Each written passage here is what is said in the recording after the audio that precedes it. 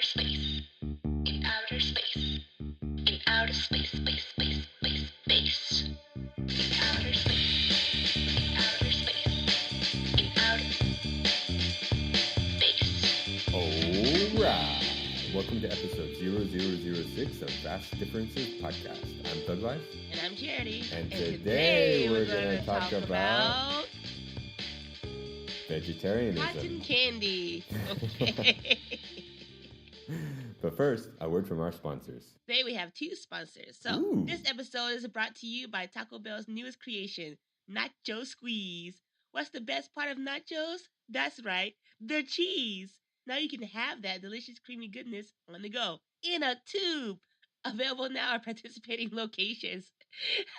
Nice. So like Go-Gurt, but with nacho cheese. Exactly. And you can make all the nacho cheese jokes while you go around the city. And people can be like, what do you call cheese? It's nachos. Nacho cheese. Blah, ha, ha, ha. Okay. And next, Vast Differences Podcast is brought to you by a generous grant from the Carnegie Mellon Foundation for the Arts and continued support from the Corporation for Public Broadcasting. Yeah, that's nice. Oh, we fancy now. I know, we're moving up. We started from the bottom, now we're here. We started from those losers at the Hill City, South Dakota Quilting Chamber of Commerce thing, and now we've got public broadcasting system sponsoring us. I mean, yeah. Not to mention that quilting competition was expired or about to expire. So no, I think it's happening today. Is it happening today? Wait, no, it's this weekend. Oh, it's this weekend. Okay, so yeah, it was about to expire. So you had to really rush on making your quilts. Are you gonna go? That would cost a very big plane ticket. So no, I will not go. Okay, well I'll go. I'll send you regards. Yes. And enter a quilt in your honor. Please do. Or I have a quilt now. It has the face of a fake actor on it, and very creepy. But is that the one with Channing Tatum on it? No, it's Jensen Ackles. Who is Channing Tatum? I mean, I know who he is. Jensen Ackles? Jensen Ackles. He's my favorite actor on Supernatural. So, when I was in high school, my friend gave me this blanket with his face on it, and I've just been carrying it around ever since. What movies is he in? He was in a movie called 10-Inch Hero and Valentine's Day, about a Valentine's Day killer. But he's most famous for the TV show Supernatural. Oh. So that's how I discovered him. So like a poor man's Channing Tatum? Rich man's Channing Tatum, maybe? Channing Tatum is a Class A celebrity. Wait, no, you call him A-list celebrity. Did you not see him in the movie, the one about the bees with Mila Kunis? What about the bees? The love story was super stiff, made by the Matrix guys, the geniuses, the Wachowskis. I have no clue what you're talking about at all. Anyway, he was a dog that had flying roller skates in that movie. It was pretty sweet. Okay, all right. Are you making this up off the top of your head? No, this is true. Okay. This is true. Just making sure. It does sound pretty implausible. It for really a podcaster, does. But that was the actual movie. He was a dog, had flying roller skates, fell in love with Mila Kunis, controlled some bees, went through a bunch of bureaucratic nonsense, and then the movie was over. All right. That's a movie I will not be checking out. Jupiter Ascending. It's called Jupiter Ascending. Okay. I'm changing my topic today really from excited. vegetarianism to Jupiter Ascending. No, you can't change topics in the middle of a podcast. Okay, well, those are the rules. Besides, you just explained it all anyway. That's true. Okay. All right. Why don't you get started with your podcast? I mean, with your topic. Yeah. Topic. So did you hear what my topic was? I didn't, because I was screaming vegetarianism. My topic was cotton candy. Ooh. Which is something that is not in my immediate vicinity. I actually thought about this 10 minutes ago, so I put some effort into this. That's how we got our, a second sponsor, being so fancy, because I thought about the topic. Nice. But anyway, yeah, cotton candy. And in other countries, I've learned that it's called candy floss, which really threw me for a loop because it's Makes no sense. An oxymoron. Yeah, it doesn't make any sense at all.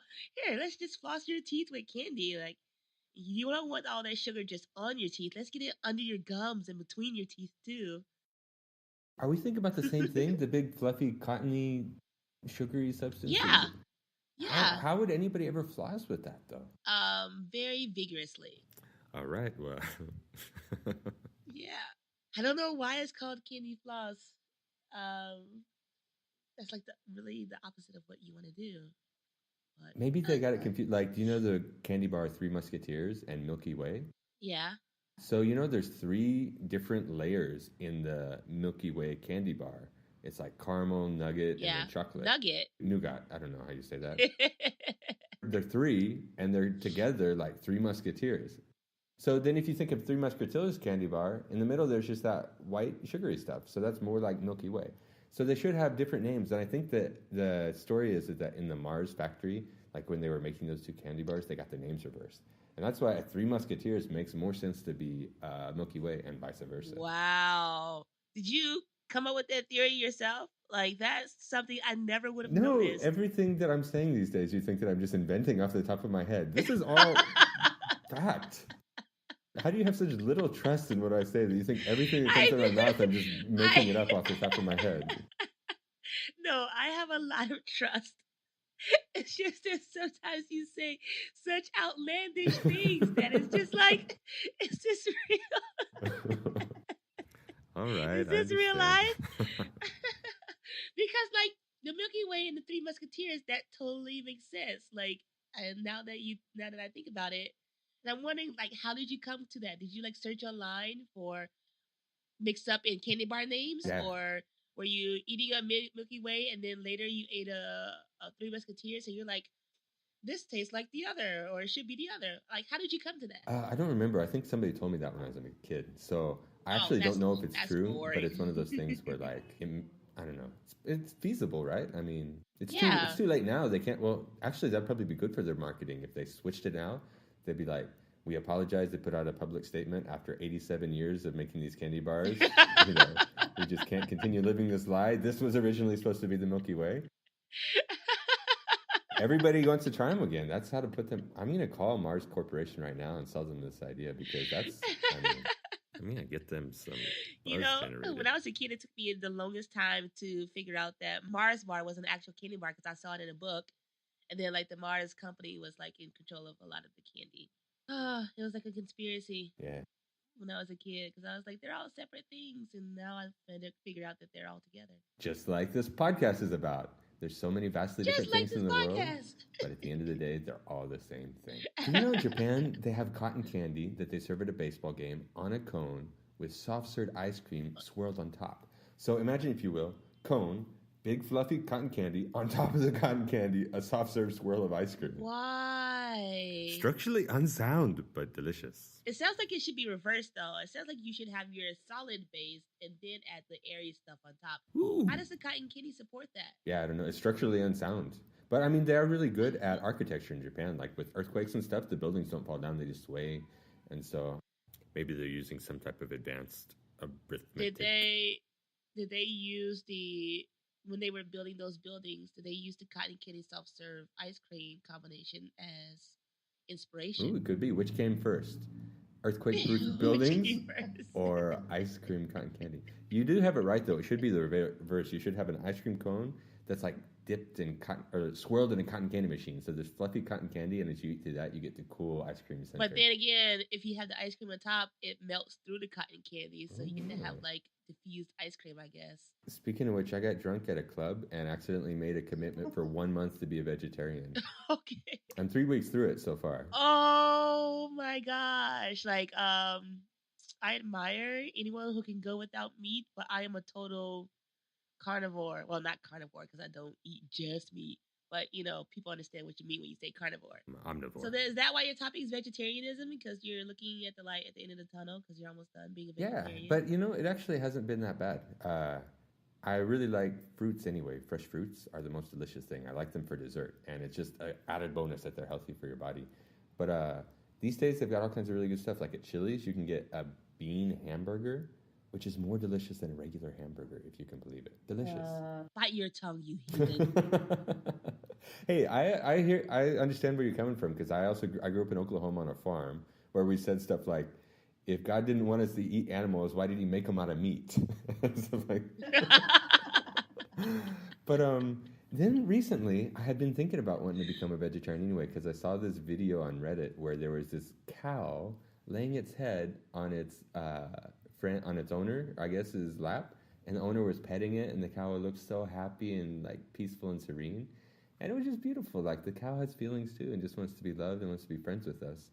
But instead we're like torturing them their whole lives so we can eat them as hamburgers. Not everyone tortures them though. Like let's not overgeneralize. That's true. I'm being too extreme. But the answer isn't to stop eating meat, because a lot of people need that to feel healthy and protein. And, people have that as their taste, and it's an important part of culture in many places.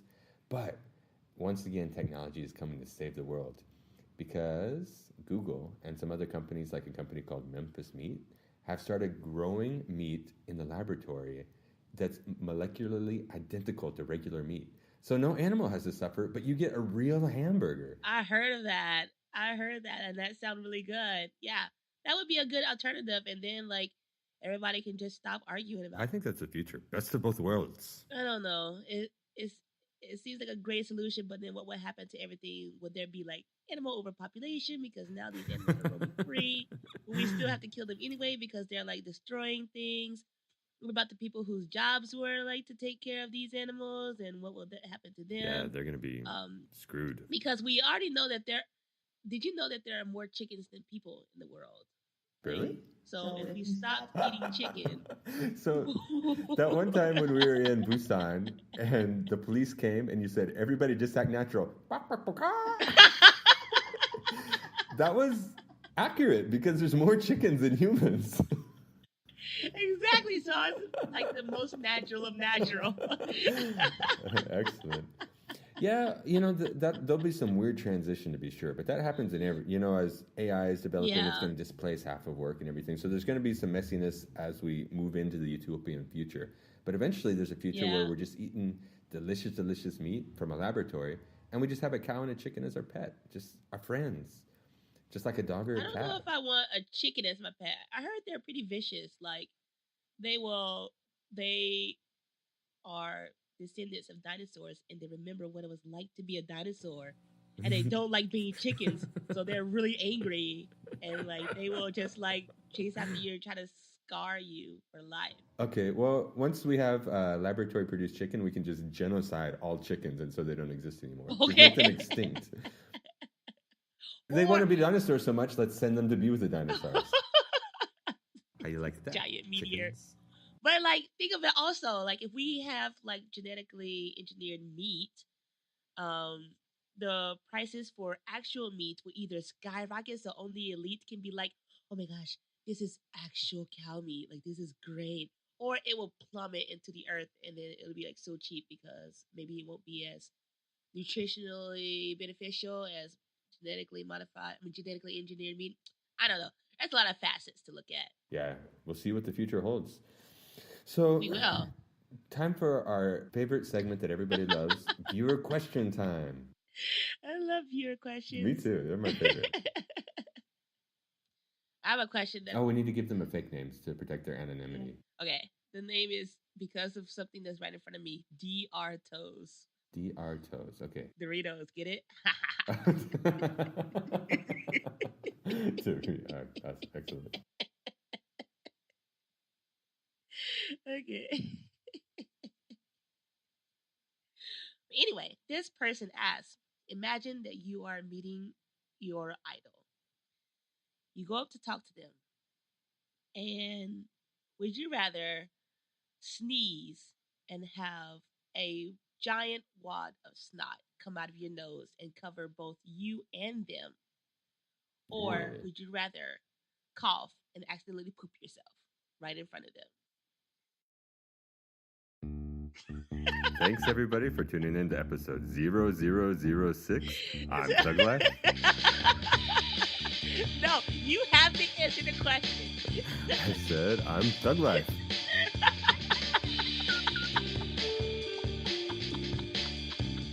And this is Fast Differences.